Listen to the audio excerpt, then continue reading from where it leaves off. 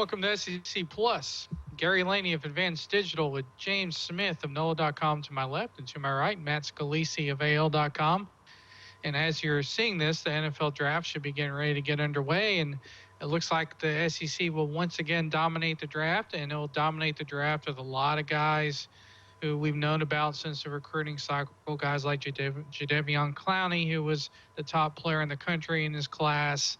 Ha Clinton Dix was really highly regarded. But for you people that are worried about those three-star guys your schools are recruiting and have gotten commitments from, there are plenty of reasons in every draft not to fret about these guys. A lot of these guys turn out to be great players. A lot of draft prospects in this class weren't the most highly regarded guys coming out.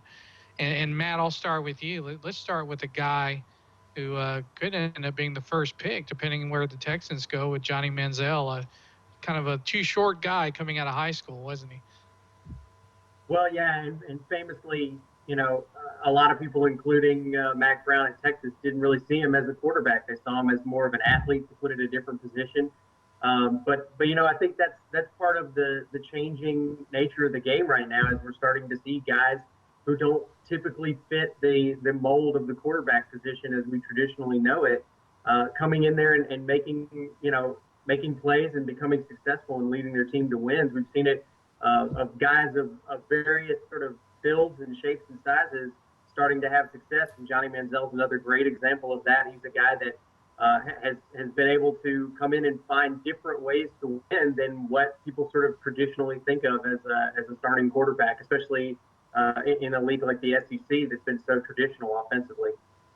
Yeah, and James Smith, his favorite target to throw to wasn't the most highly regarded wide receiver, and it's one of many wide receivers that are among the best SEC guys coming out that weren't necessarily the five-star recruits. Yeah, Mike Evans, one of the biggest matchup problems in the whole draft this year. Really undervalued, under recruited coming out of high school. I mean, his top three was Colorado State, Tulane, and Texas A&M.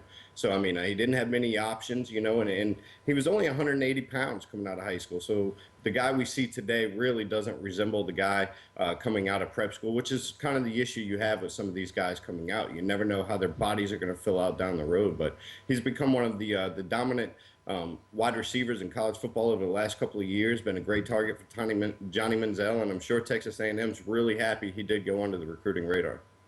Yeah, and a couple of other wide receivers in the draft that could be first-round picks that weren't necessarily, the A-list guys.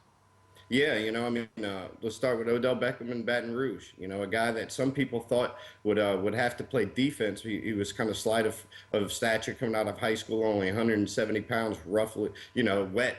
And a lot of people thought he was going to have to play cornerback, but he really came on late in his recruiting cycle. He ended up with some 4-star ratings on most sites, but it was really late in the process. He really made a big wave during the summer in his high school career on the 7-on-7 circuit, and he just never really took off. Miami started recruiting him. They pulled back. Nebraska was the only other big offer he really had come signing day. So, I mean, Odell Beckham was definitely a guy to talk about, as is Jordan Matthews over at Vanderbilt. The guy that was under-recruited. Tulane was in his top three, much like Mike Evans. So, I mean, a guy that was under-recruited, and he put up huge numbers in Madison County in Alabama. I mean, he had 1,400 yards receiving each year, junior and senior years, but was under-recruited, and I know that worked out for Vanderbilt. And Matt, D. Ford's another guy, a guy in your state of Alabama at Auburn, coming out in 2010, wasn't, 3-star guy. Not necessarily the most highly regarded guy. I mean, what blew up for him as he developed?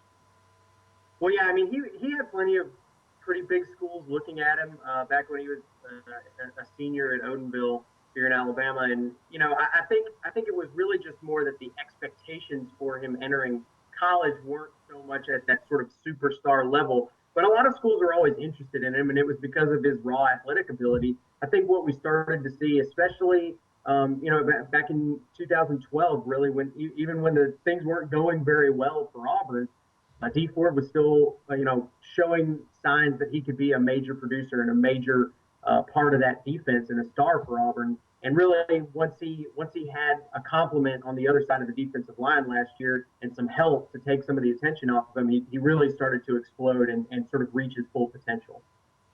One more guy I'll throw out there, Gabe Jackson, the offensive guard at Mississippi State, 3-star guy coming out in 2009. Way back then, he was at Mississippi State for a while. So, if your school is getting a commitment from a 3-star guy and you're wondering why they're taking him, well, just look at the draft this year. SEC will probably have 5 or 6 3-star guys taken in the first 2 rounds.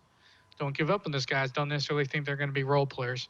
For Jimmy and Matt, I'm Gary Laney. We'll see you guys next week, and we'll be looking back at the draft next week. Until then, have a good day.